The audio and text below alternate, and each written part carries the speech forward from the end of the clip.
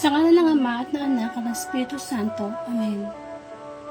Purihin ka, mang Diyos na makapangyarihan sa lahat.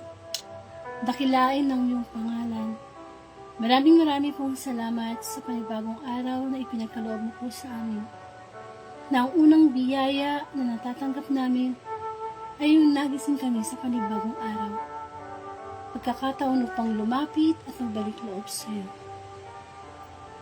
Ama sa langit, hayaan mo lumapit kami sa presensya ng iyong awa. Humingi ng kapatawaran sa aming mga pagkukulang, sa aming mga kasalanang nagawa.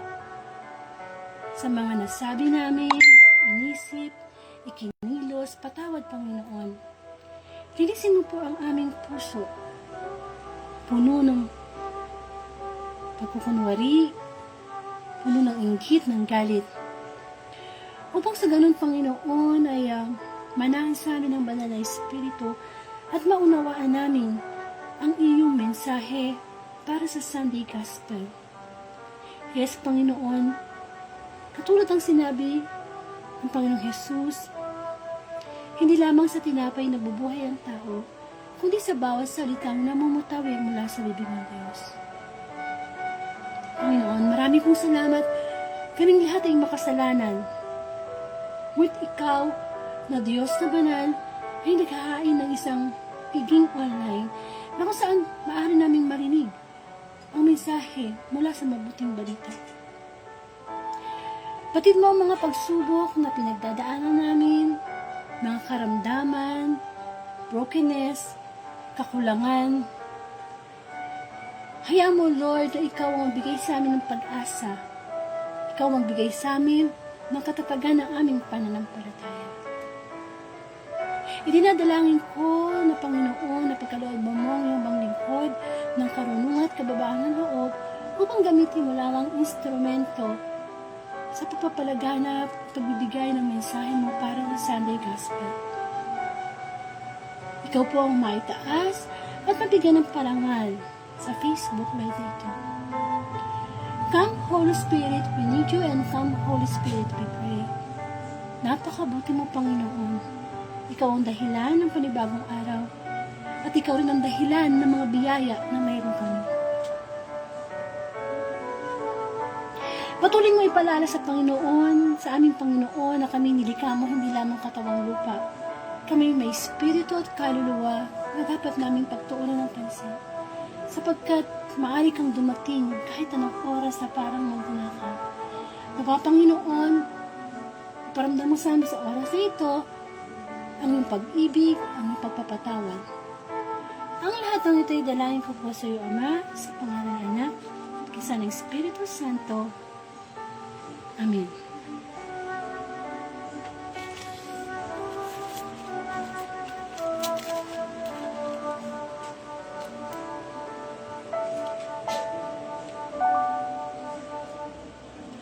Bigyan po natin ng parangal ang mabuting balita.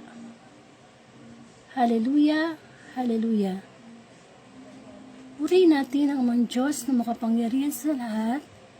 Hallelujah, hallelujah. Ang Diyos ay buhay at dapat sambahin magpakailanman, sapagkat siya naman ang dahilan kung bakit tayo ay nagkaroon ng panibagong araw. Pakinggan natin ang mabuting balita para sa araw na ito. Upang magabayan tayo, hindi pa tayo nagsisimba, magkaroon tayo ng idea kung ano ang mabuting balita. At habang nakikinig tayo ng mabuting balita, lagi nating isipin na ang Diyos ay nakikipag-usap sa atin.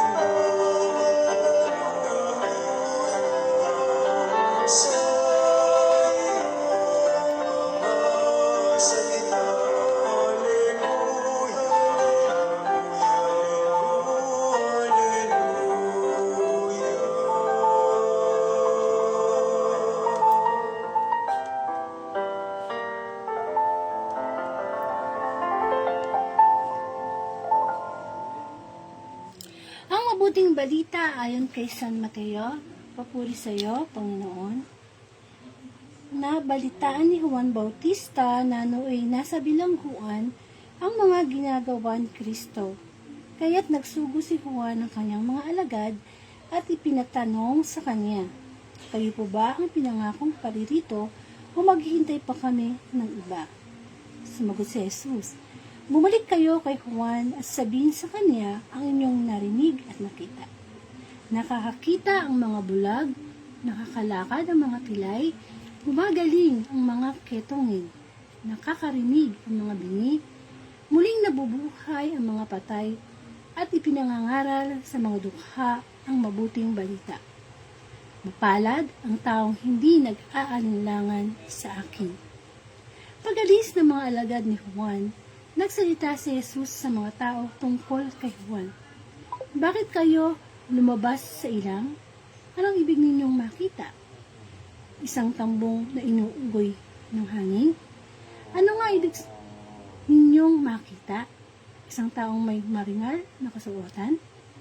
Ang mga nagdaramit ng maringal ay nasa palasyo ng mga hari. Ano nga ba ang ibig ninyong makita? Isang propeta? Oo, at sinasabi ko sa inyo, higit pa sa propeta. Sapagkat si Juan ang tinutukoy ng kasulatan. Narito ang sugo ko na aking ipinadadalang mauuna sa iyo. Ihanda niya ang iyong daraanan. Sinasabi ko sa inyo sa mga isinilang wala pang lumilitaw na higit na dakila kay Juan Bautista, ngunit ang pinakaaba sa mga taong pinaghaharian ng Diyos ay dakila kaysa kanya. Mga kapatid, ang mabuting balita ng ating kaligtasan. Pinupuri ka namin, Panginoong Heso Kristo. Amen. So, welcome po sa Word of God, Daily Gospel, na kung saan ang layunin ng Facebook Live na ito ay ipalaganap ang mabuting balita through social media. Ito po yung nagsimula noong 2019. Salamat po sa Panginoon hanggang sa mga oras nito ay patuloy pong ginagamit ng Diyos bilang instrumento lamang para maitalaganap po ang mabuting balita through social media like Facebook Live. Amen. Maraming social media, diba? May YouTube, may TikTok, may Instagram. Ano pwede natin gamitin yan, no? Para makarinig tayo ng mabuting balita. Sapagkat hindi naman sapat yung physical food lang. Kailangan meron din spiritual food. And of course, ako po Sister Angelica Dorde, isa po akong Katoliko from Bulacan.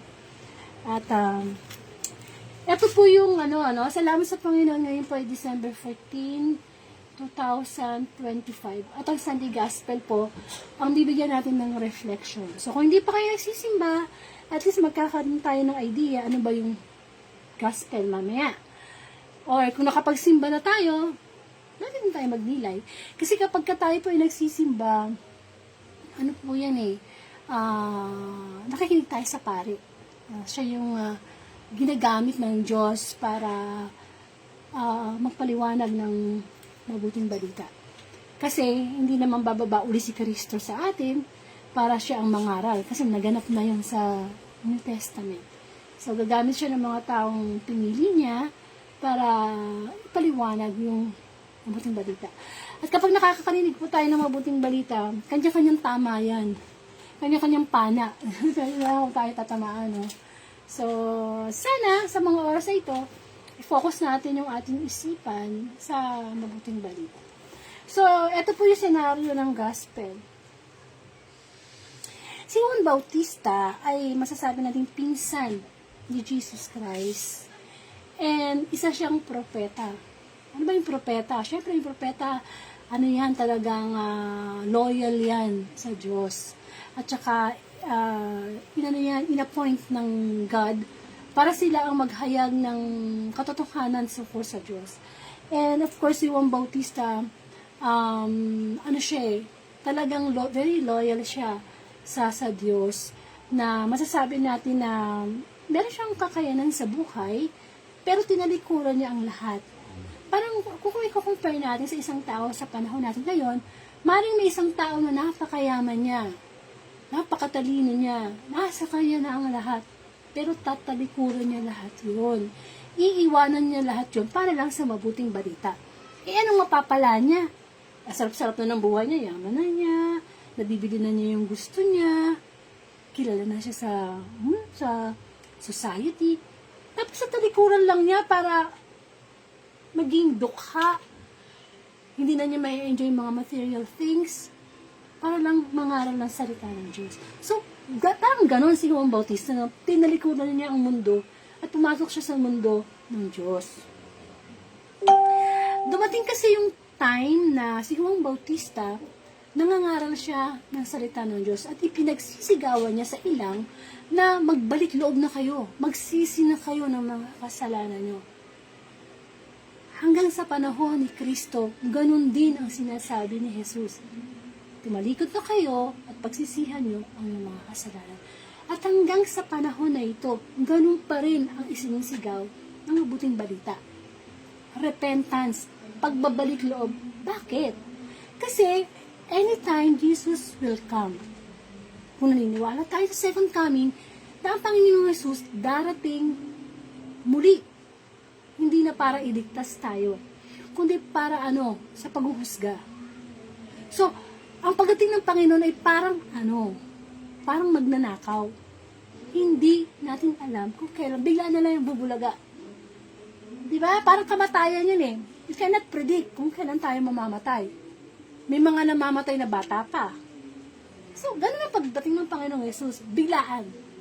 Totoo naman yun eh. Nangyari yun sa panahon ni Noah. Na pinagawa siya ng arko, malaking barko ng Diyos. Kasi babaha ng 40 days and 40 nights.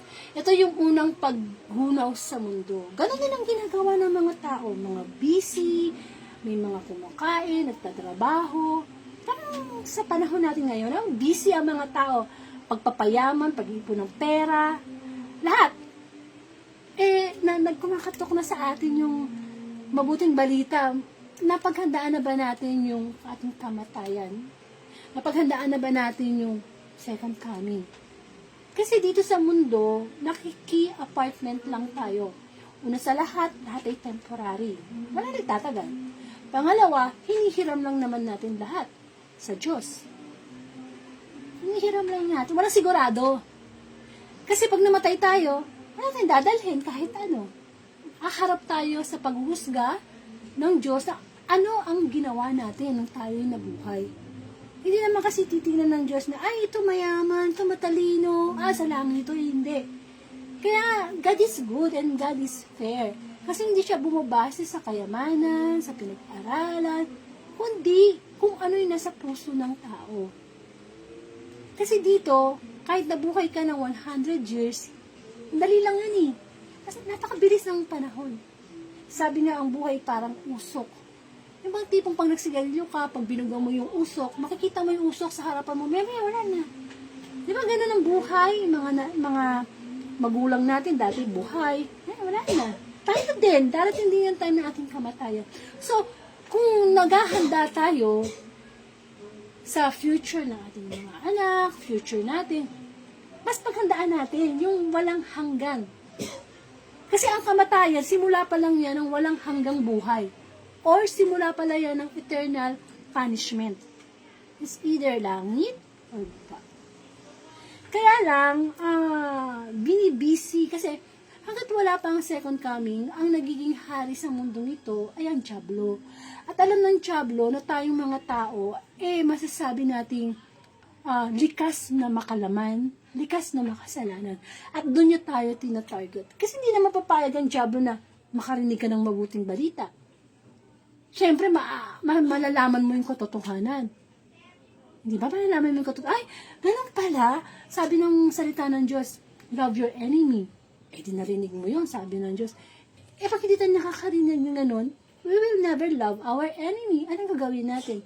Gagantihan, parurusahan, hurusgahan. Hindi yun maka-Diyos. So, busy tayo ngayon. Paano kung, eto na, after 1 hour, andyan si Kristo.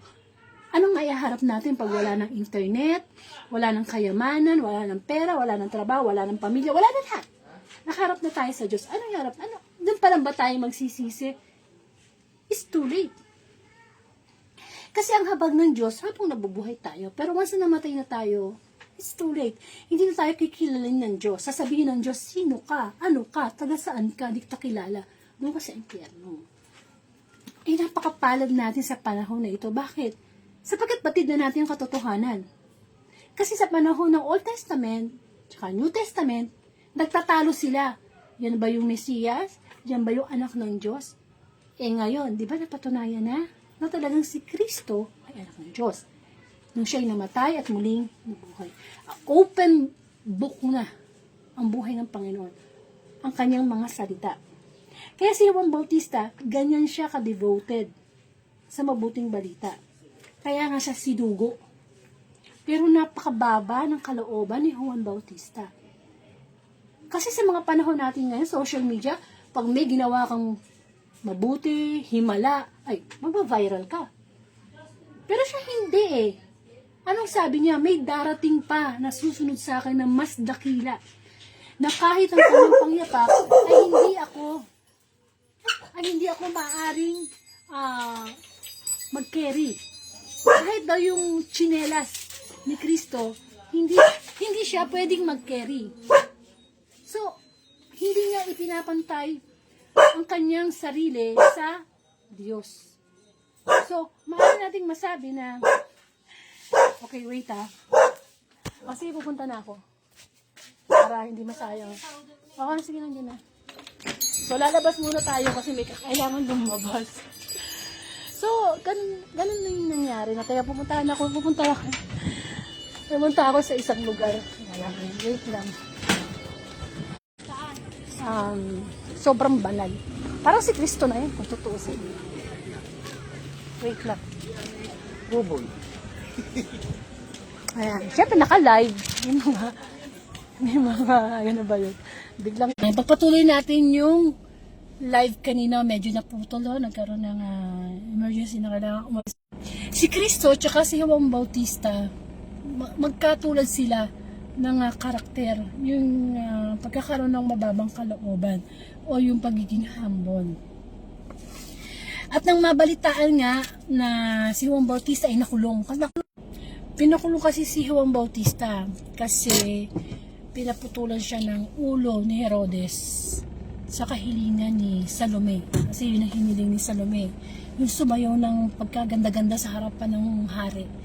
At ang hininging kapalit ng reward ng sa pagsayaw niya. At masasabi natin na si Juan Bautista ay bago siya napugutan ng ulo, nagpadala siya ng mga sinugo niya. Ang mga sinugo niya upang itanong na si Kristo ba talaga yung sinugo, etc. etc. Siyempre, ang sagot ni Panginoong Jesus, mapapalad ang mga naniniwala sa akin. Okay? Yun ang sagot niya, no? And, gano'n naman talaga eh. Akala kasi natin, ang mapalad ay yung mga taong nanalo sa loto, yung mga silver spoon ba yun? Pagsilang pa lang, talagang mayaman na sila. Talagang, yung mga ibig sabihin nakakaranya sa buhay, parang, so, wala kasi yung signal eh. Mukha ako ng signal. Nasa labas na kasi ako kanina, nasa labas ko ng bahay.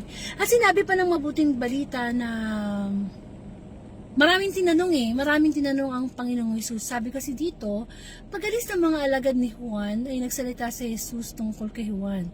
Hindi ba? Tinatanong niya, bakit kayo lumabas sa ilang? Anong gusto niyong makita? Ano bang ine-expect niyo na sinugo ng Diyos? Yung parang hari na marangal yung kasuotan, may kaharian. Hindi ba?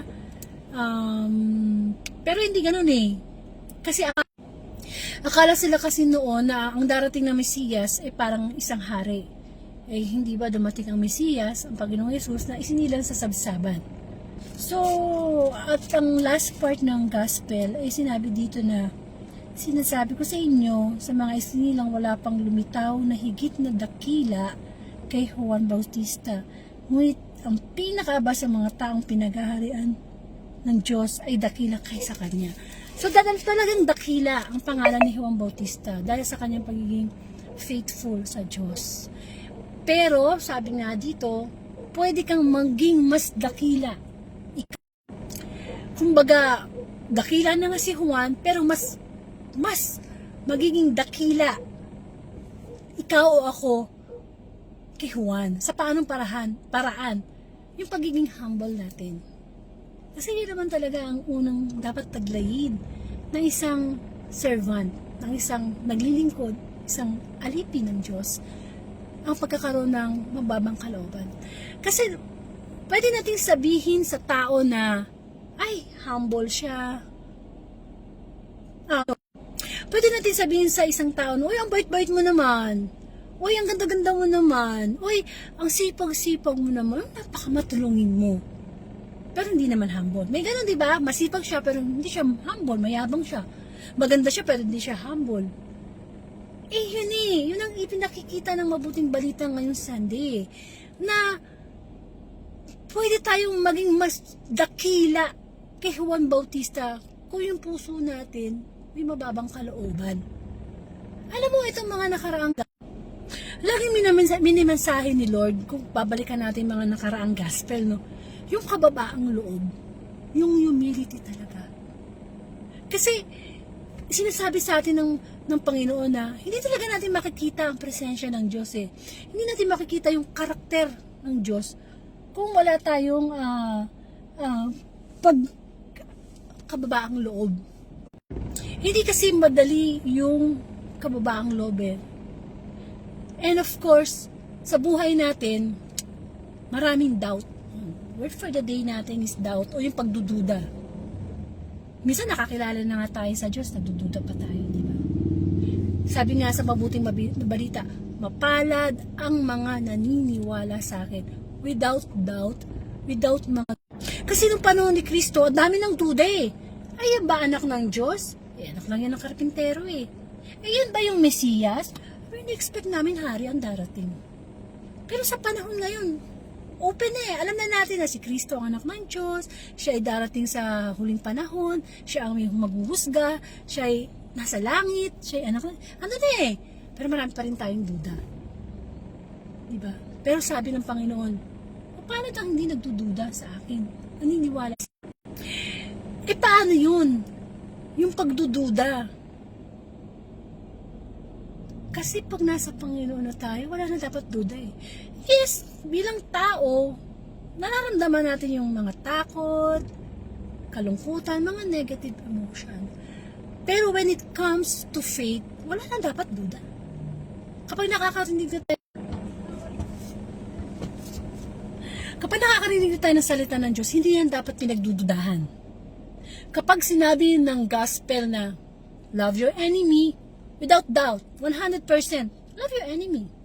Kapag sinabi ng mabuting balita, huwag kang magnanakaw, huwag kang papatay, huwag kang mangangalunya, huwag kang magsisinungaling, 100%, no doubt. Kasi salita ng Diyos na yan eh. Remember, kapag tayo nagsisimba, bago tayo kumuha ng communion, sinasabi niya yung kantang yung kordero ng Diyos, tapos luluhod na. Tapos sasabihin natin, Panginoon, di ako karapat-dapat na magpatuloy sa iyo, kung sa isang salita mo lamang ay gagaling na ako. So, ano ibig sabihin nun? Sa isang salita lang Diyos, dapat nagkakaroon tayo ng kagalingan. Kagalingan saan? Wala signal. Teka, di pa tayo. Okay. So, ang Diyos kasi, pagka lumapit ka sa Kanya, nakapagrelasyon ka sa Diyos, wala na dapat duda. Kasi ang salita ng Diyos, hindi sinungaling. Ang Diyos, pag nangako, tinutupad niya. Di ba? Kaya nga sabi nga, di ba? Mapalad ka. Aba, may sakit ka na, ang dami mo ng pagsubok sa buhay, pero naniniwala ka na ang Diyos ay nagsasabi ng totoo. Amen. Kanino ba tayo lumalapit pag talagang sobrang down na tayo? Yung tipong nasasabi natin lahat ng mga nasa sa loob natin sa Diyos. Without doubt, naniniwala tayo na pakikinggan niya tayo, na tayo ay kanyang bibigyan ng pag-asa. Amen. Sana may ganda na signal dito kung saan ako napunta. Ayan. Stop tayo sandali din eh. So, napakahalaga na hindi tayo nagdadaw sa Diyos. Ibang tipong, Lord, bigay mo sa akin to. Bigay mo to, panalangin ko to. Tapos kapag hindi binigay ng Diyos, may doubt na tayo. Parang alala niyo si Tomas, nung muling mabuhay ang Panginoong Jesus, nagduda siya eh. Kung talaga bang muling nabuhay ang Panginoong Jesus, kaya sabi niya, pagka nakita ko yung butas dun sa pinagpakuan sa mga kamay ni Jesus, naniwala siya. So, tayo din, may mga pagkakataon sa buhay natin na, Lord, ano ka ba? Totoo ka ba? Bakit ganun, Lord, kinuha mo yung mahalaga sa akin? Lord, totoo ba yung mga pangako mo? Sa totoo lang, wala tayong karapatang magtanong sa Diyos. Bakit? Kasi pagdududa yun. Pagdududa yun. At pagduda na tayo sa lahat ng bagay, wag lang sa salita ng Panginoon. Kasi ang salita ng Diyos, hindi lang basta salita yan. May kasamang promises yan. May kasamang reward. Kaya, kung sa buhay natin ngayon, mas naniniwala tayo sa salita ng Diyos kaysa sa sinasabi ng social media, sinasabi ng tao. Ganyan kasi nang nangyayari ngayon dito sa mundo eh. Mas pinaniniwalaan ng tao kung ano sinasabi sa social media. Kung sino bang fina-follow yung mga sikat na vlogger, sikat na artista, yun ang pinaniniwalaan ng tao. Hindi nagdududa, pero yung pala niloloko na. Kasi, ang demonyo, pwedeng magmukhang anghel yan. Magaling kaya mag-sales talk ang demonyo. Pinapaganda niya yung pangit. Kasi ginawa na niya yan kay Eva at Adan eh. Hindi ba? Pinaganda niya yung image ng bawal na bunga para makain ni Eva at matukso at mahulog sa temptation. So, ganun din tayo. Sinisales talk din tayo ng demonyo. Sinasabi na, oh, maganda yan, gawin mo yan, masarap yan, yayaman ka dyan. Pero patibong pala yun. Patibong pala yun. Amen. Ang pagdududa galing niya sa demonyo. Galing sa demonyo yan. Kasi ang gusto ng Diyos, pagtitiwala, hindi pagdududa. Magtitiwala tayo sa Panginoon.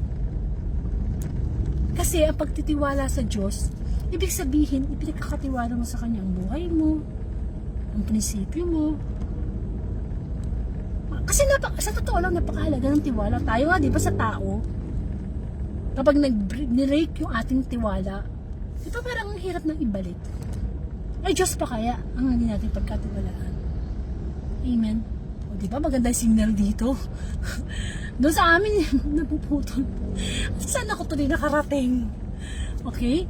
So, ang mabuting balita ngayon, tinatouch sa atin na kamukha ng propetang si Juan Bautista, kahit siya ay napugutan ng ulo, hindi niya isinuko yung kanyang paninindigan na ang Diyos ay Diyos, na ang magpaggawa ng mabuti ay mabuti.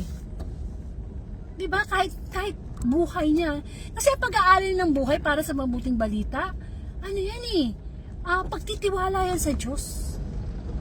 Pagtitiwala yan sa Diyos. So, dapat nating ipagtanggol. Ilaban. Amen. Yung maging sugo tayo sa mabuting balita. Of course, di naman lahat makakapagsalita sa mabuting balita.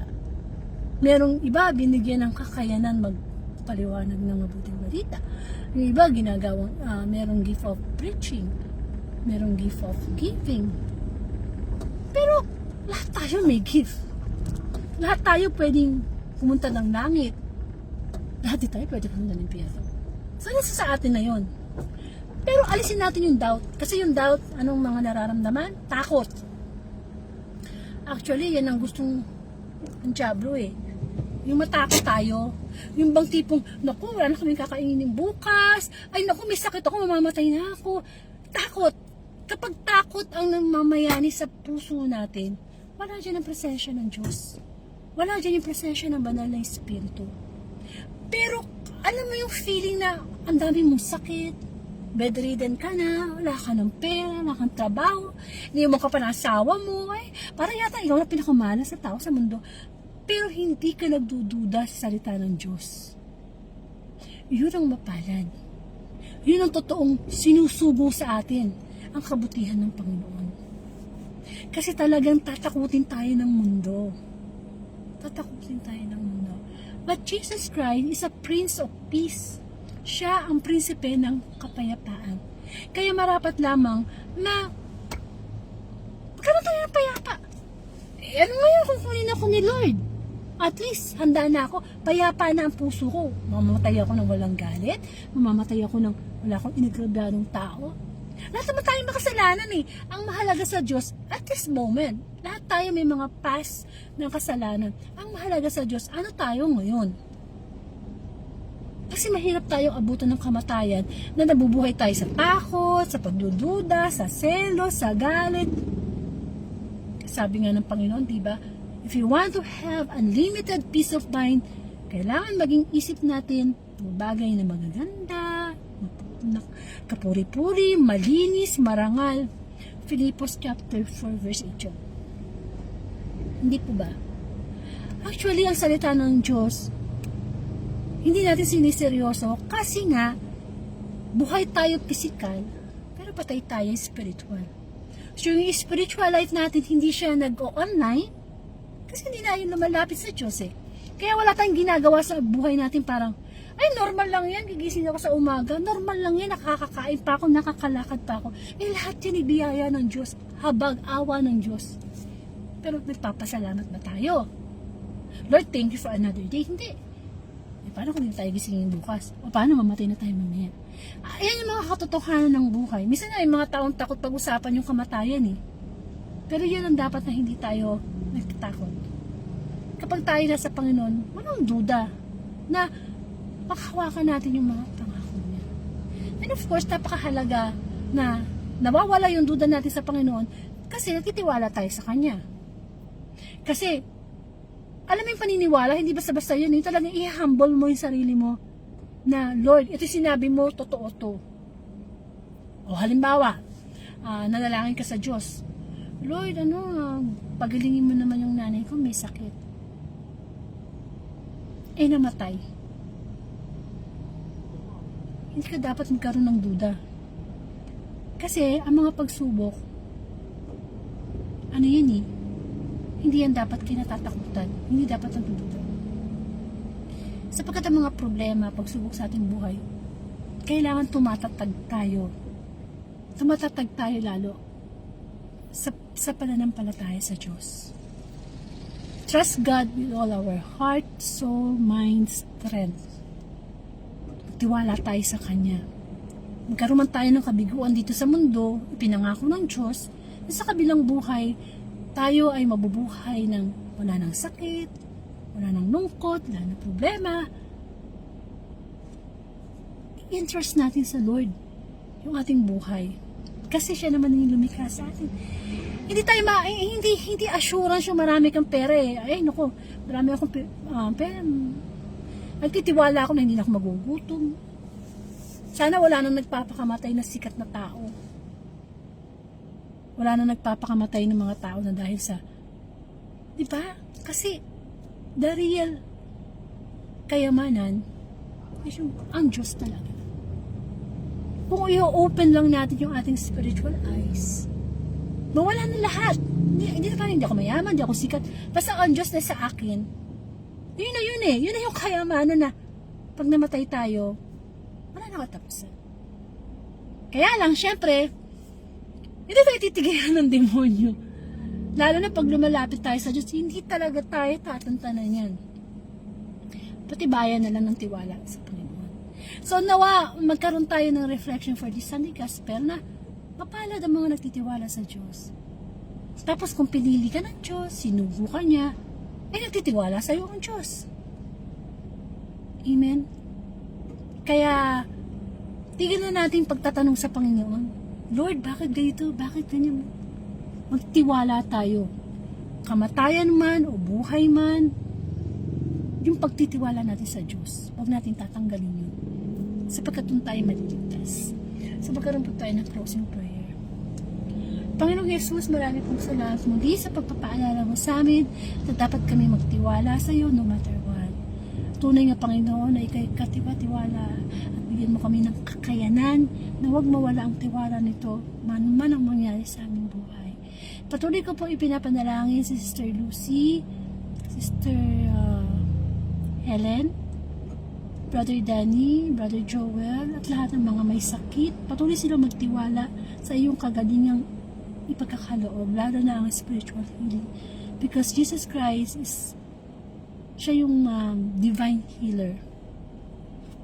At patuloy ko pa ipinapalangin ng buong mundo. Panginoon, ito na yung panahon upang patuloy kami magtiwala sa iyong kapangyarihan, hindi sa mga bagay dito sa mundo o sa sarili naming kakayanan, kaalaman, sapagkat ito'y basura lamang sa iyong harapan. Ama namin, sumasalangit ka, sambahin ang ngalan mo. Sa amin ang kaharian mo, sundin ang loob mo dito sa lupa para nasa langit. Bigyan mo kami ng aming kakanin sa araw. Patawarin mo kami sa aming mga sala para ng pagpapatawad namin sa nagkakasala sa amin. Huwag mo kami pahintulan sa tukso, iadyan mo kami sa atang masama. Amen. So, maraming pong salamat sa pakikinig ng mabuting balita. Pakishare na lang po itong Sunday Gospel sa inyong timeline o sa inyong group chat bilang pagsunod sa Great Commission na pagpapalaganap ng mabuting balita. And kung ipagkakaroon ni Lord ang December 15, 2025 Monday Gospel, sama-sama po tayo uling magmilay ng salita ng Diyos bilang pagkain spiritual. To God be the glory.